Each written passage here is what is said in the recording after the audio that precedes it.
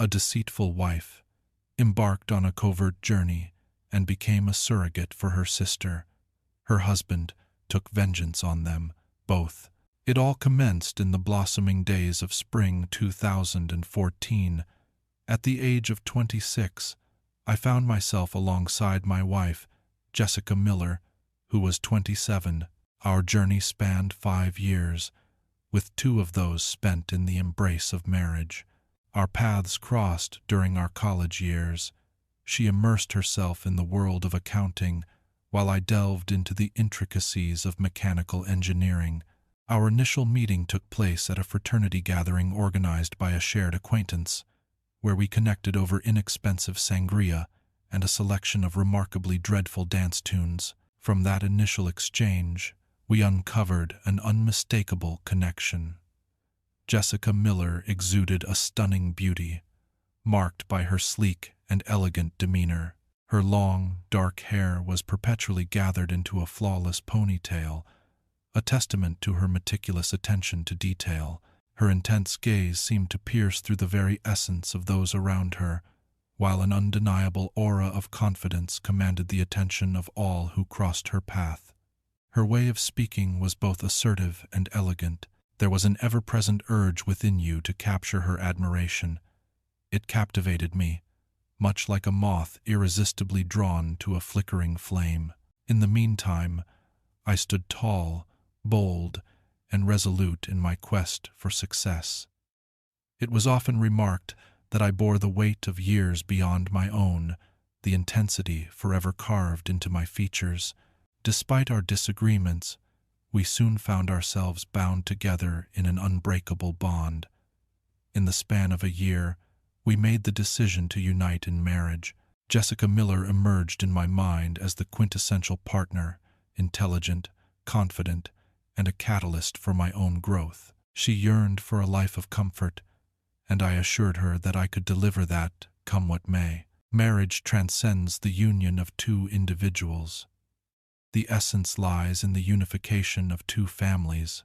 Margaret Collins, Jessica Miller's mother, always made it a point to remind us of that. From the instant our paths crossed, she donned her disapproval as if it were a cherished emblem of pride. She treated me as though I were a stray cat, carelessly brought in from the street by her daughter. Despite my earnest efforts to win her affection, presenting her with flowers, volunteering to assist with household tasks, Margaret Collins remained resolutely indifferent to my advances.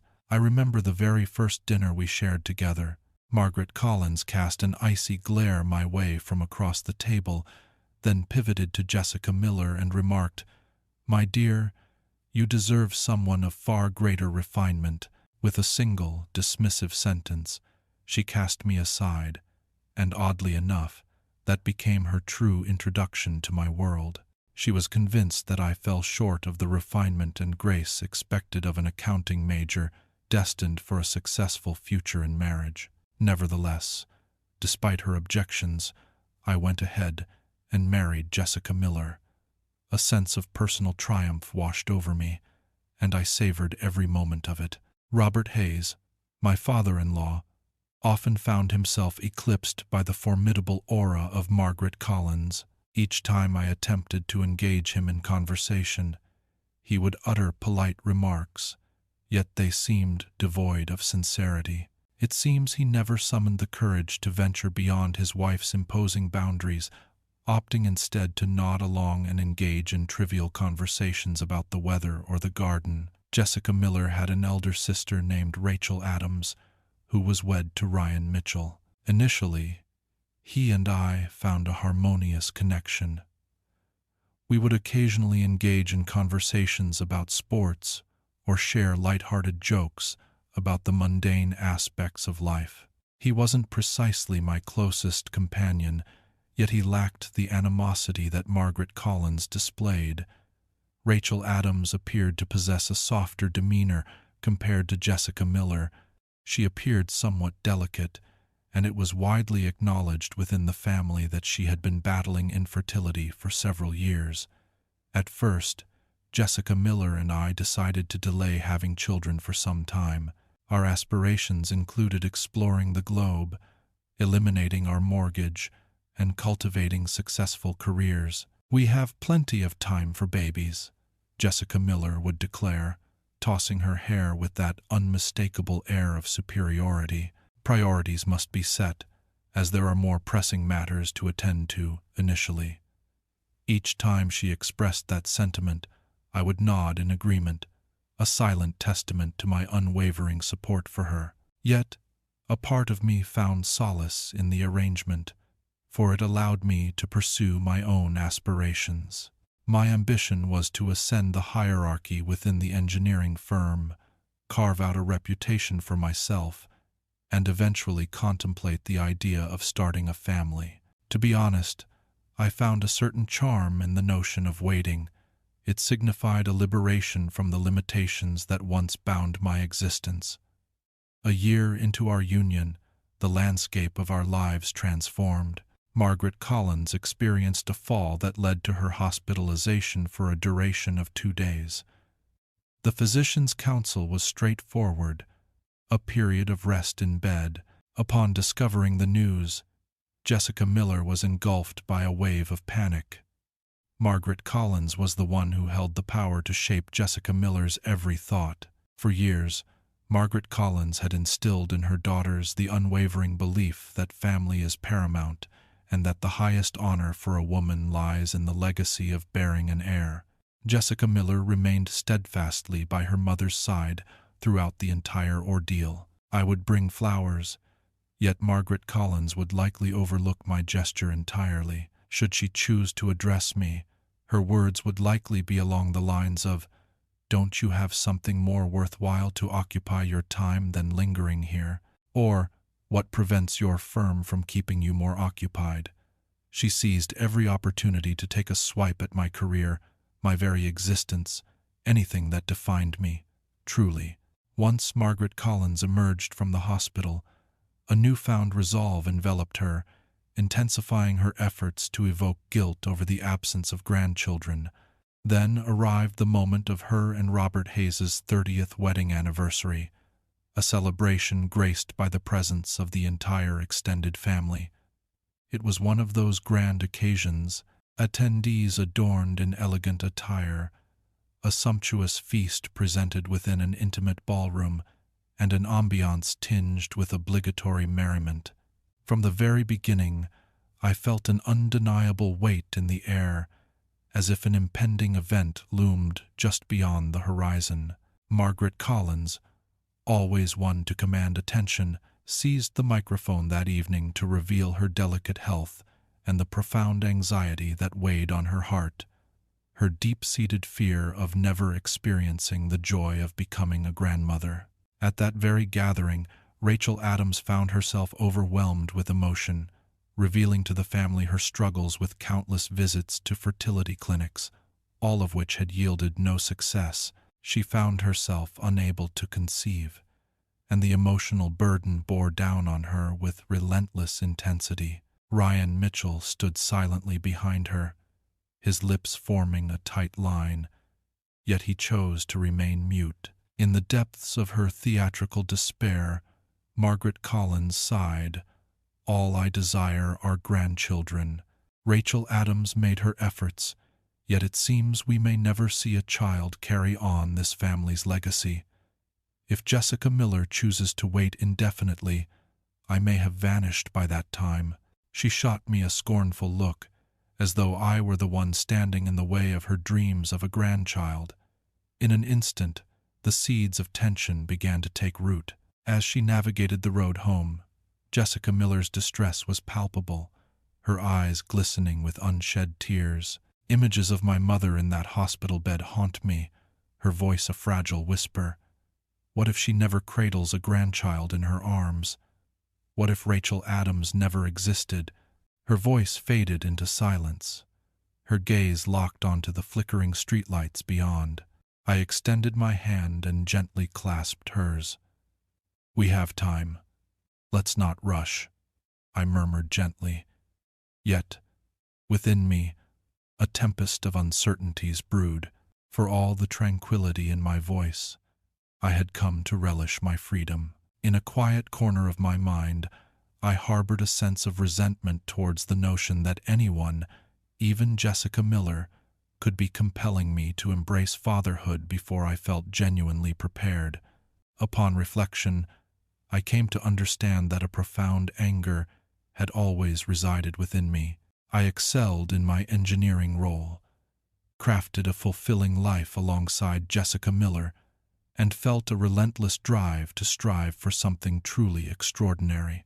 Yet, paradoxically, the more the topic of children surfaced, the deeper my resentment towards Jessica Miller and her family became. In the stillness of solitude, I would cradle these resentments, allowing them to grow and thrive. Whenever she, or more so her mother, broached the subject of grandchildren, a surge of frustration welled up within me, compelling me to respond with sharpness. There was a certain sharpness to my words, particularly in my exchanges with Margaret Collins. Several months following her anniversary breakdown, she arrived at our home without prior notice. Jessica Miller lay peacefully napping in the bedroom upstairs, while I lounged on the couch, mindlessly scrolling through my phone. Margaret Collins entered unannounced, her presence filling the hallway as she surveyed my living room with the meticulous eye of a detective on the hunt for the slightest imperfection. She pressed her lips together.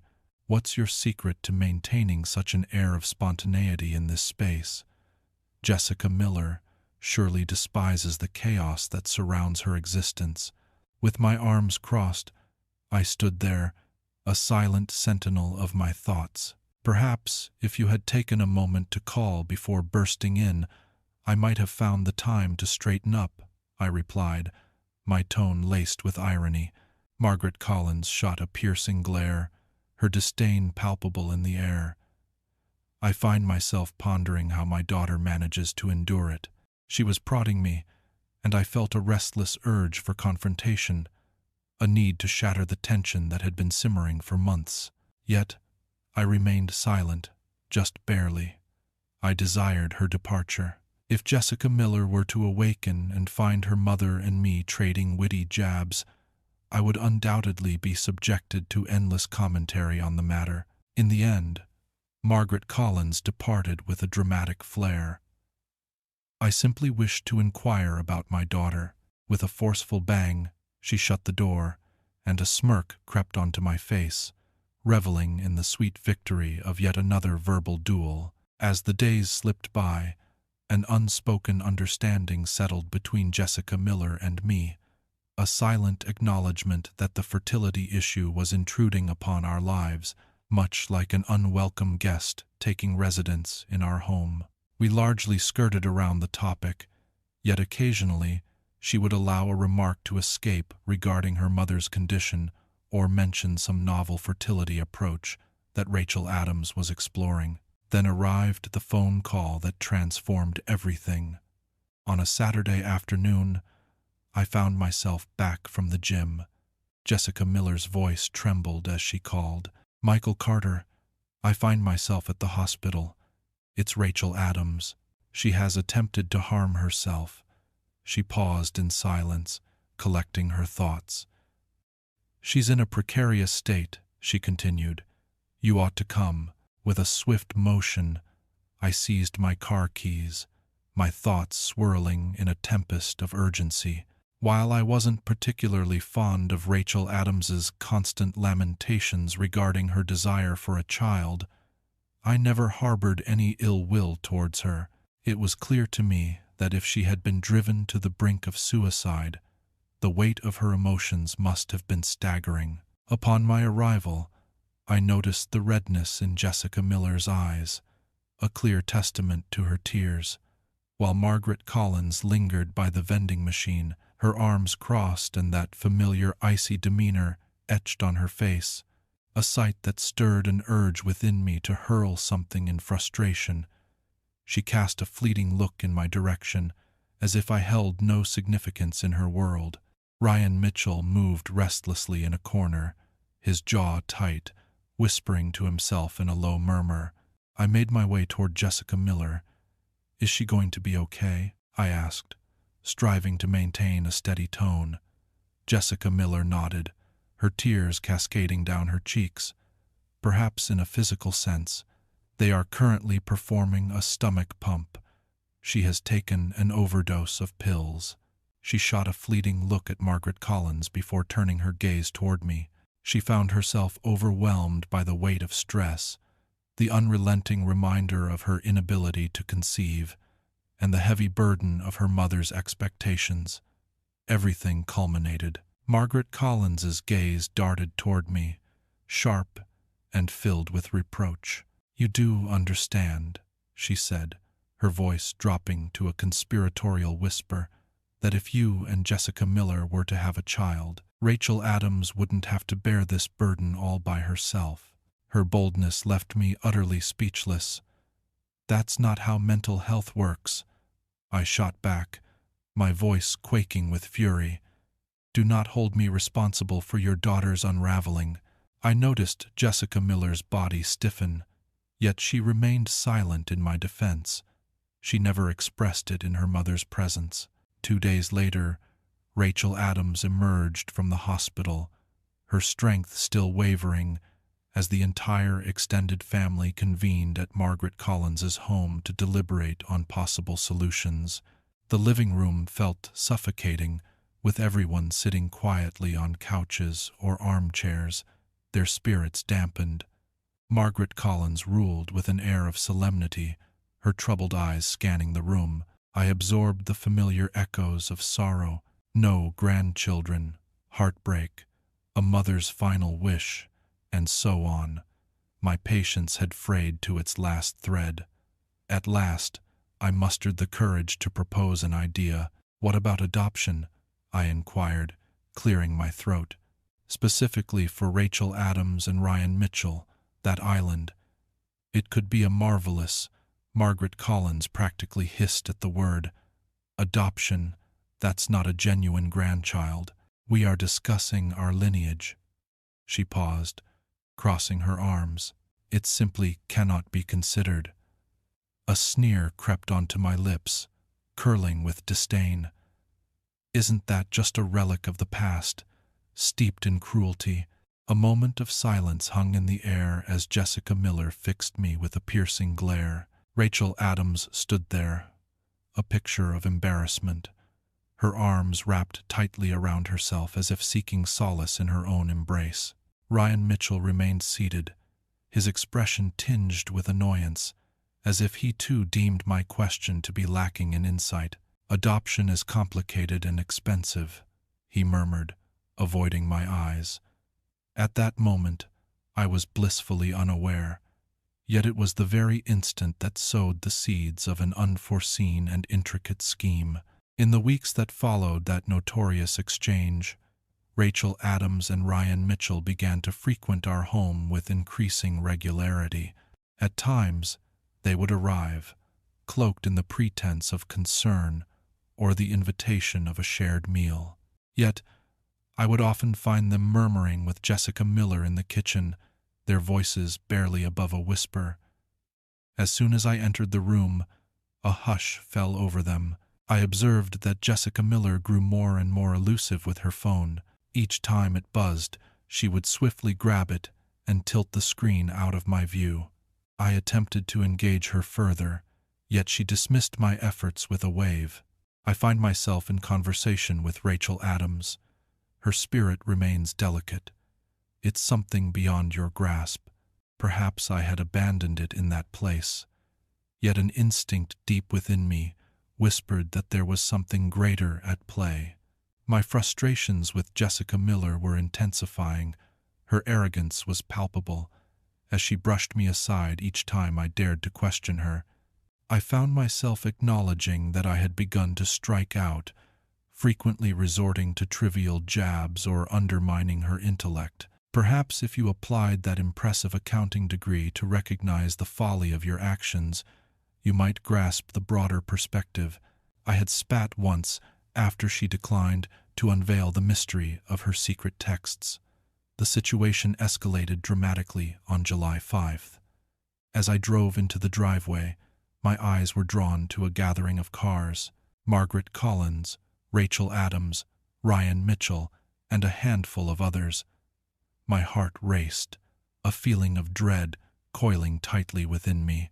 Upon entering, I found them gathered in our living room, their faces etched with solemnity. In an instant, Margaret Collins fixed me with her icy stare. Jessica Miller gestured toward a seat with a nod. "Michael Carter, please take a seat." I settled into my seat, striving to keep my expression devoid of any emotion. "What is this about?" Margaret Collins replied, her voice dripping with a dangerous calm. "We gather to resolve the issue of grandchildren." My jaw clenched tight. Is that truly the case? Indeed, I previously noted that she waved me away with a lifted hand. "We shall not delve into the realms of adoption, test tubes, or any approach deemed sacrilegious." I cast my gaze about the room. Jessica Miller's eyes were fixed on the floor. Rachel Adams nervously bit her lip, while Ryan Mitchell wore a grin that seemed almost brazen. "What on earth is happening?" I pondered. In an instant, Jessica Miller's demeanor shifted, her pride morphing into something bitter and sharp. "Cease your charade of ignorance, Michael Carter. Your stubbornness regarding my desire to have a baby has been quite evident." And I grew weary of the wait, my brow furrowing in discontent. "I never claimed that we would never welcome a child into our lives. I simply wish to follow my own schedule, not that of your mother." Margaret Collins grasped the opportunity with fervor. "Our solution has become remarkably straightforward," she announced in a strangely serene tone.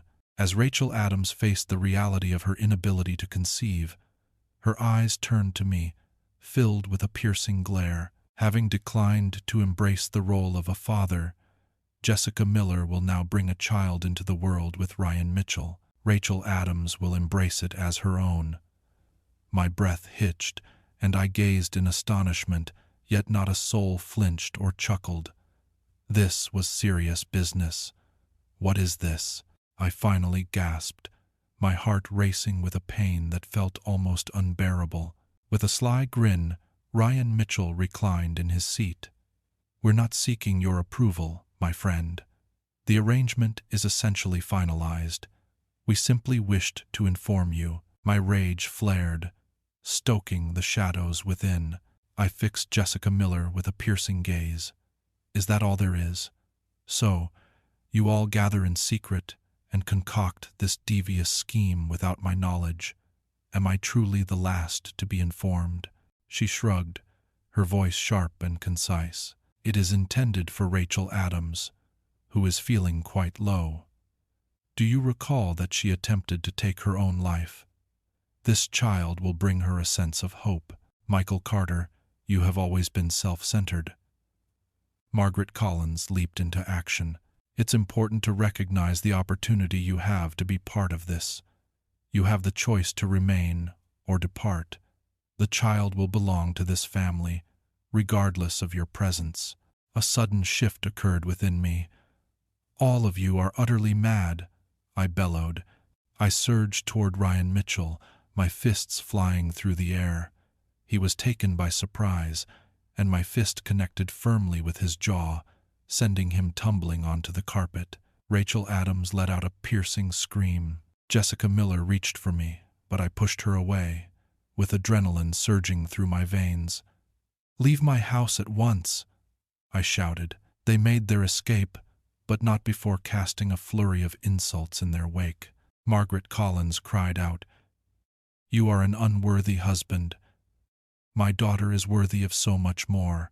With tears streaming down her face, Rachel Adams wept, while Ryan Mitchell grumbled under his breath, his hand pressed against his battered jaw. Jessica Miller was the final one to erupt from the living room, bursting into our bedroom, her face twisted in fury. I trailed her closely, the bedroom door crashing shut with a definitive thud behind us. "Are you really allowing them to influence you into being intimate with your brother-in-law?" "That's vile," she said, her glare piercing as she tossed her hair over her shoulder. Rachel Adams's sense of hopelessness is beyond your comprehension, and you, with your grand aspirations and your undeniable confidence, fatherhood would never cross your mind within the time frame we require. My mother is indeed correct. She could pass away at any moment, never having the chance to witness the joy of a grandchild. How blind you are to the truth, I scoffed. You are the one who cannot see, succumbing to the influence of that miserable mother of yours.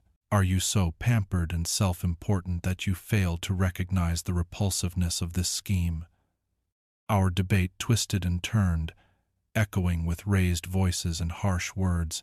In the end, she retreated to the sanctuary of the bathroom, while I stepped outside to gather my thoughts and find some calm. My fury was deadly, and a part of me was repulsed by the thrill that surged through me as I finally unleashed my wrath.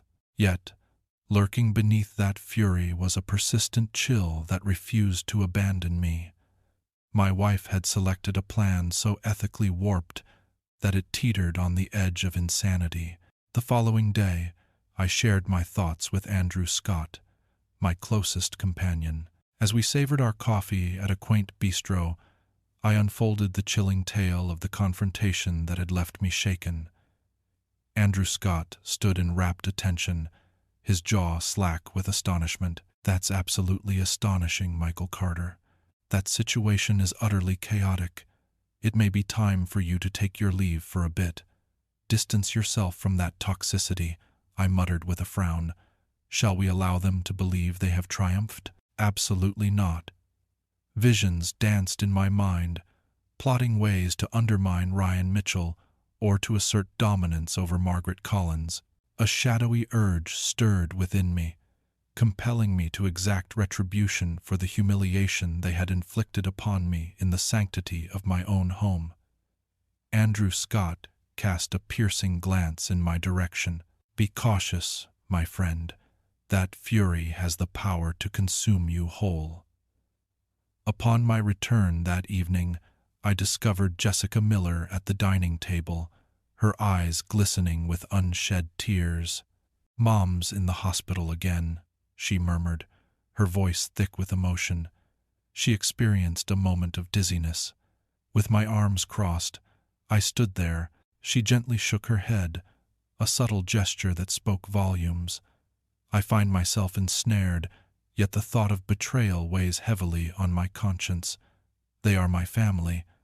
I observed her with great attention. Her eyes, tinged with red and weariness, still held a proud tilt at her chin. "It's clear that guilt weighs heavily on you," I responded. "Do you find yourself regretting the course of action you nearly took with Ryan Mitchell?" She took a deep breath and swallowed. "My mother firmly believes this is the sole path forward, yet I find myself uncertain." "Enough with the frivolities, Jessica Miller," I said, my voice barely above a whisper. "You're no longer a child. You have the power to walk away, yet you choose not to." Her lip quivered in response. "For if I turn my back, who will be there to support my sister? She is so delicate, Michael Carter. This could be the end for her." I gazed at her for what felt like an eternity, haunted by the echoes of nightmares where I fell short of her expectations. The haunting fear lingered, a constant reminder that, no matter my efforts, I remained overshadowed by the formidable influence of her family. In the midst of my fury and resentment, a fragment of my being yearned for her acknowledgement, a desire to be deemed worthy in her gaze. What is the reason behind this? Uncertainty lingered. Perhaps a convoluted sense of pride played a role. At last, I let out a deep sigh. "Very well. We shall engage in a conversation about welcoming a child, our child, but only under one stipulation. The subject of Ryan Mitchell's potential fatherhood is no longer up for discussion. It has been firmly set aside." She blinked, taken aback by the unexpected turn of events. "Is that for real?" Would you really contemplate that? I shrugged, a subtle declaration of my ability to choose. If it silences your mother and spares you from that disaster with Ryan Mitchell, then yes. Jessica Miller's face brightened, revealing an expression that resembled relief. Yet, within her gaze lingered a sense of entitlement, as if she believed this concession was rightfully hers to claim from me. In the shadowy recesses of my mind, I came to understand that a fragment of my being had extended that offer solely to maintain my grip on her, to prevent her from surrendering her body to another. That night, we forged our delicate truce, finally sharing a bed after days apart. Our closeness seemed fueled by a sense of urgency rather than true love. Yet, we feigned progress. In the ensuing 6 months, I granted Jessica Miller every desire she expressed.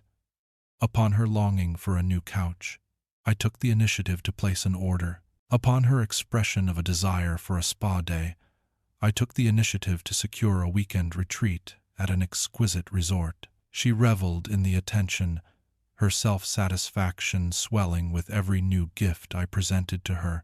This was precisely what she required, she would declare, inclining closer to bestow a cursory kiss upon my cheek. I, for my part, relished the feeling of authority it bestowed upon me. Indeed, it was I who was contorting myself to accommodate.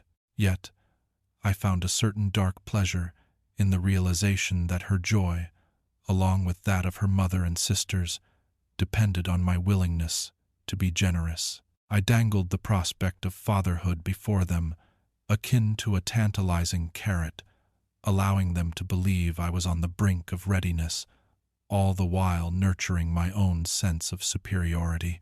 Margaret Collins, in the aftermath of her hospital stay, lingered in the background, her usual vibrancy subdued during those months.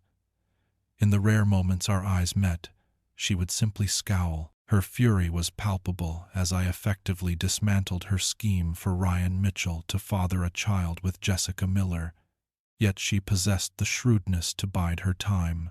Rachel Adams, it seems, had also made notable strides. She ceased to appear at my doorstep, her eyes glistening with unshed tears. Instead, she withdrew into her own world, likely dedicating her energy to therapy or medication. One evening, after a day filled with indulgent shopping, Jessica Miller returned home radiating joy. "I've discovered the ideal place for a romantic getaway," she declared with excitement. "How about a journey to the enchanting shores of Santorini, or perhaps the idyllic paradise of the Maldives?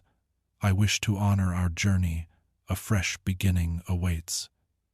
She brandished a glossy travel magazine before me. A wry smile tugged at my lips, savoring the irony of the moment.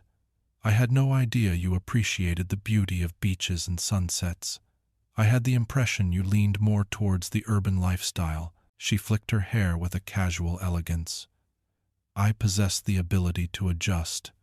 Moreover, once conception occurs, our lives will be filled with activity. A brief escape is what we truly need before we embrace the weight of our impending responsibilities." I became aware of the cycle we found ourselves trapped in. She spoke with pride about our financial standing, primarily my wealth, while confidently asserting that a future child was just around the corner. Her casual assumption that I would foot the bill while she basked in the spotlight struck me as amusing, yet I held back my laughter. Instead, I resolved to elevate the stakes, to demonstrate that I could still astonish her. I envisioned a magnificent surprise: plane tickets to Santorini for a fortnight, a stay in an opulent villa nestled atop the island's dramatic cliffs. It drained my finances considerably, yet a part of me was curious to witness the extent of her arrogance, to gauge her gratitude or lack thereof. On February 20th, the day the tickets came, I rushed home to unveil the surprise for her. As I stepped inside, a profound silence enveloped the house. Upon our bed lay a note, penned in Jessica Miller's exquisite, delicate script. As I delved into the pages, My heart raced with anticipation. Michael Carter, it seems that our relationship remains unchanged, regardless of our efforts. I hold deep affection for you, yet my love for my family runs equally strong, and I cannot bear to witness my sister in pain. The state of my mother's health hangs in the balance. There is a pressing need for me to ensure the continuation of our family's lineage, one that is destined to belong to Rachel Adams and Ryan Mitchell, given that her body is unable to bear it. We have made our attempts to engage in reasoned discussion, yet it seems clear that genuine agreement will remain elusive. I have chosen to embark on this journey alone. I will be departing for a month. Ryan Mitchell, along with my parents and me, will be away from town. We shall keep the location to ourselves, as your presence would only disrupt our plans. This must be done for Rachel Adams. Fear not, this will not alter our essence. I shall return when I find myself with child, and we shall act as if nothing ever transpired. The child shall be entrusted to their care and nurturing. This marks my ultimate choice. I am confident that your love for me will lead you to understand it eventually. Do not seek me out, Michael Carter. I apologize. I lingered in that moment, absorbing the words repeatedly, a quiver rising within me. At first, I was engulfed by a nauseating wave of despair that weighed heavily on my spirit. This was the moment. She made her choice. She selected him, Ryan Mitchell. A tempest of dark rage surged within me, a relentless swirl of wrath that could not be contained. In a moment of impulsive frustration, I flung the plane tickets across the room, watching them cascade to the floor in disarray. My grand scheme, my effort to sway her with opulent offerings, proved to be in vain. She yearned for something more, a way to validate her existence in her mother's eyes, to soothe her sister's insecurities, all while keeping me at a distance, like a reliable source of support waiting in the wings. I collapsed onto the edge of the bed, my anger rising like a tide within me. The deeper I delved into my thoughts, the more a fiery sensation ignited within my chest. It felt as though a shadowy alliance was forming. I whispered to myself, "This was never about me, truly. I find myself merely a tool for achieving a goal, or perhaps a hurdle to be overcome." For an entire hour, I remained in silence, revisiting the note, allowing it to etch itself into my mind. In a sudden flash of insight, I understood that I was done being the marionette they manipulated. Indeed, I was anything but innocent. I wielded my words with a harsh grip, my cruelty woven into the fabric of my expression, and my thoughts twisted in their own dark design. Yet, the audacity of this treachery overshadowed any misdeed I had committed. After 2 days of immersing myself in my own resentment, I resolved that I could take no more. I reached out to a real estate agent to discuss the possibility of renting out our house. I parted with the majority of our electronics, furniture, and even the car. I drained our shared accounts, leaving merely a handful of scant dollars in their wake. If Jessica Miller were to return after her convoluted journey toward motherhood, she would discover an empty shell of a home and no access to my finances. My friend Andrew Scott was taken aback when I disclosed my intention to depart the country. "Are you certain about this, my friend?" he inquired, worry etching lines across his forehead. "Indeed," I growled with conviction. "I have reached my limit with these leeches. Allow them to navigate the journey of raising this extraordinary child they desire. Not a single cent will they receive from me," he breathed out. "Of course, if you're in need of financial support, rest assured that I'm here for you. Simply assure me that you will refrain from any foolish actions." I managed a half-hearted smile. "Thank you for your consideration, but I have already set everything in motion.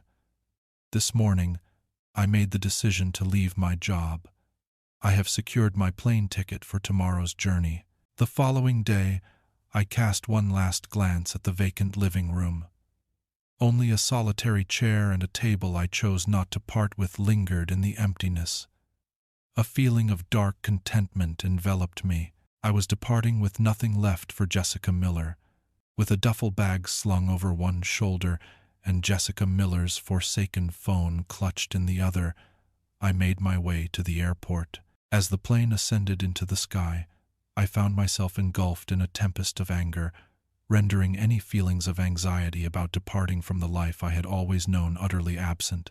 I found myself at the age of 26, or rather, on the cusp of 27, armed with a background in mechanical engineering. Canada called out, offering the allure of anonymity and a new beginning, a refuge from the maze of treachery. 3 weeks into my time in Toronto, I found myself sifting through Jessica Miller's phone, driven by a sense of morbid curiosity. I had kept it switched off for the majority of my travels, but now, in my new apartment, a humble sublet, somewhat musty yet functional, I reconnected it to Wi-Fi. Notifications cascaded in, overwhelming the senses. A family WhatsApp group titled "Baby" caught my eye in particular. I pressed it with a decisive motion. Rachel Adams sent the most recent message. "The moment has finally arrived, dear friends. After over 20 attempts, we are finally expecting a grandchild." She had included images, Ryan Mitchell appearing self-satisfied, clad only in his lower garments, while my wife, donned nothing but her undergarments, her hair slicked to her brow with perspiration, a victorious smile illuminating her features. The second photograph revealed a pregnancy test, displaying 2 distinct pink lines. A wave of nausea washed over me, for while I had grasped the concept intellectually, the stark reality captured in those photographs etched itself into my mind with an unsettling clarity. My teeth clenched tightly, fury coursing through every fiber of my being, yet I found myself thousands of miles removed from the source. I found myself unable to dash over and strike Ryan Mitchell's face once more, or set fire to Margaret Collins's home. I switched off the phone. For hours, I found myself pacing. The recollection of that picture seared itself into the darkness behind my closed eyes. By the following morning, my fury had morphed into a cold resolve. I had journeyed to this point, and retreat was not an option. In spite of my credentials, the sole opportunity that presented itself on such short notice was a position as a warehouse worker at a modest factory located on the fringes of Toronto. It offered a fair compensation, all things taken into account, and allowed me the opportunity to devise a long-term strategy. Each day, I toiled with crates, loaded trucks, and endeavored to banish thoughts of Jessica Miller from my mind, until one fateful Sunday morning arrived, bringing with it a new terror. Jessica Miller, with a flicker of recollection, managed to recall her own phone number and sent me a text. The words cascaded across the screen with a sharp, biting intensity. "My dear, I have returned home. All unfolded seamlessly. I am expecting a child with Ryan Mitchell. I implore you to return, for I have news to share with you." I gazed at that message for a solid minute, a wry chuckle slipping from my lips. She has the audacity to call me love after everything that has transpired, I mused, shaking my head at her sheer arrogance. Subsequently, a flurry of messages ensued. "My dear, return to me. It is imperative that we have a conversation. The accounts stand devoid of funds, and the cards remain inoperative. I require funds for my grocery shopping."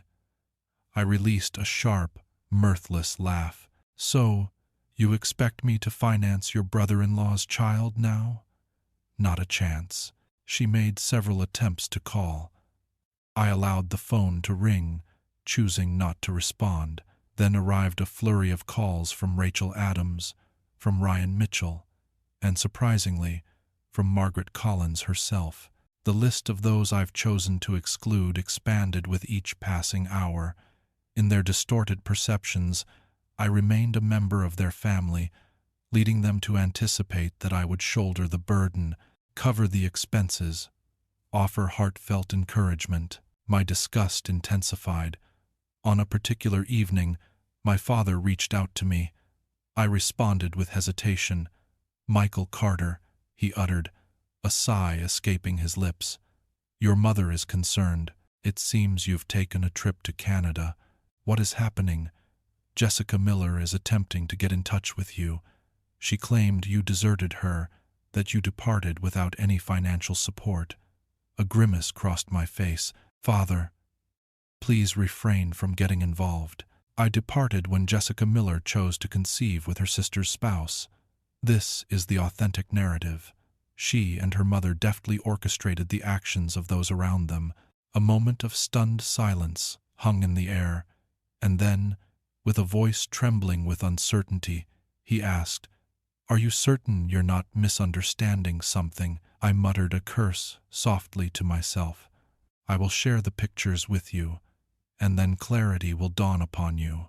And then I ended the call. The following day, my father returned the call, his voice laced with indignation. "Michael Carter, that woman is utterly unhinged. And her mother," as he paused, seething with anger, "it's hard to fathom that they would treat you in such a manner. Your decision was indeed the correct one." At last, a flicker of vindication washed over me. In the weeks that followed, I would occasionally power on Jessica Miller's phone, driven by a twisted curiosity to witness their discomfort. The messages conveyed a sense of urgency and desperation. "Margaret Collins, you thoughtless wretch. Jessica Miller is shedding pounds due to the strain you've inflicted. If anything were to befall my grandchild, the blame would rest squarely on your shoulders. Rachel Adams, our hearts yearn for your return. Michael Carter, this little one is a gift, yet it need not jeopardize your union. We can all come together as one united family. Ryan Mitchell, do you believe you can escape the shadows of your troubles? An apology is due, my friend. Mature and evolve." With each word, my revulsion grew stronger. In the end, I severed all ties, determined to keep their chaos at bay. My father came to stay with me for a brief period after I organized his journey, allowing him to witness the new life I was creating. His presence anchored me, allowing me to grasp at a thread of normalcy. In the interim, I discovered a more suitable position that leverages my mechanical engineering expertise. The compensation was sufficient for me to reside in a cozy loft in Montreal. I relocated once more, seeking to create a greater separation from any of Jessica Miller's efforts to find me. Canada emerged as both my sanctuary and my arena for crafting a new sense of self. Several months passed before I took the step to file for divorce. My lawyer, a longtime acquaintance of Andrew Scott's, was taken aback by my account, yet concurred that we possessed a compelling case. Jessica Miller walked away from the marriage, chose to bear a child with another man, and then had the audacity to return seeking financial assistance. We presented her handwritten note as evidence, accompanied by screenshots of the abhorrent WhatsApp messages. Though the journey was lengthy, my determination remained unwavering. In that moment, destiny took an unexpected turn. Andrew Scott informed me that Jessica Miller had experienced a miscarriage. She experienced the heartbreaking loss of Ryan Mitchell's baby, a tragedy possibly brought on by stress or some unforeseen complication. Margaret Collins seethed with anger, directing her fury at me for the emotional chaos I had seemingly unleashed upon her. Rachel Adams, it seems, experienced a significant rift with Jessica Miller, holding her accountable for all that transpired. The whole debacle was collapsing in on itself.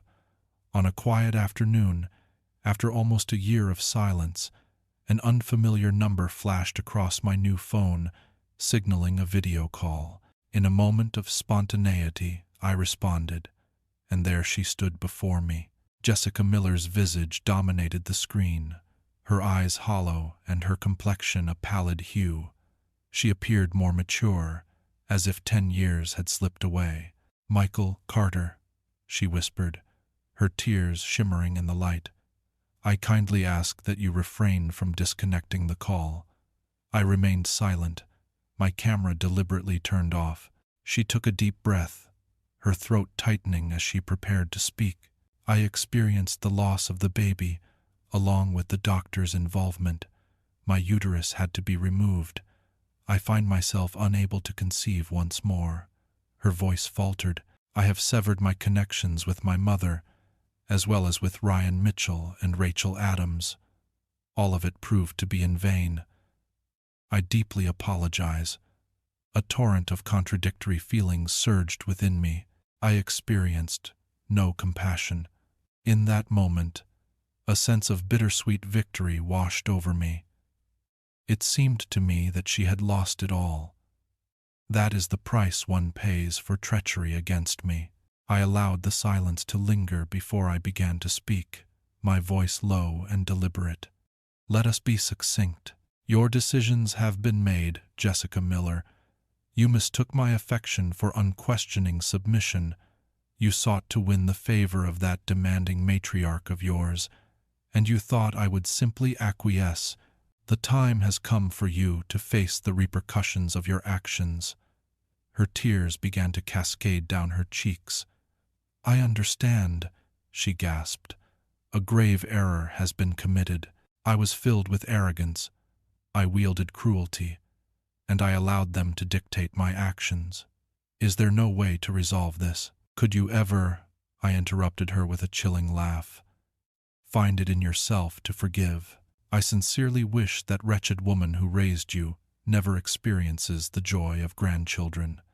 She deftly orchestrated your involvement in that outrageous plan, and you, with your sense of entitlement, proceeded onward. The responsibility lies with you. The weight of that guilt will linger with you eternally."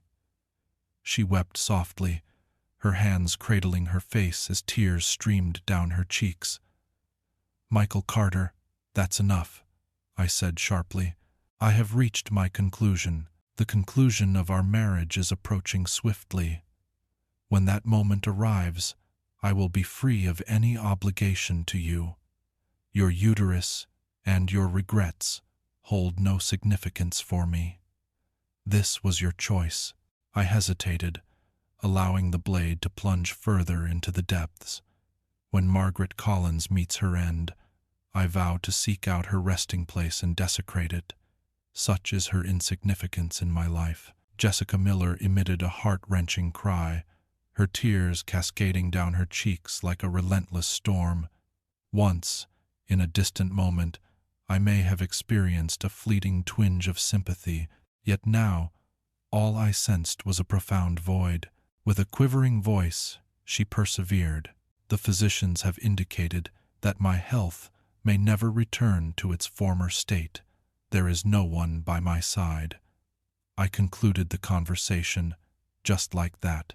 She made several attempts to reach out again, yet I had already blocked the number. As the year drew to a close in 2019, the divorce was finalized. My attorney orchestrated a dissolution that resulted in Jessica Miller receiving nearly nothing. I fulfilled my obligation of paying alimony for just 1 year, as mandated by the court, and that was the extent of it. In 2020, the pandemic struck, and the world came to a standstill. During that period, I found myself deeply contemplating my missteps. Let there be no doubt, I was anything but an unsuspecting casualty. I took pleasure in wielding power over Jessica Miller through financial means, belittling her when she fell short of my standards, and directing my ire towards her family, despite their own despicable nature. Yet, paradoxically, none of that altered the undeniable truth that her family's betrayal had become the ultimate breaking point.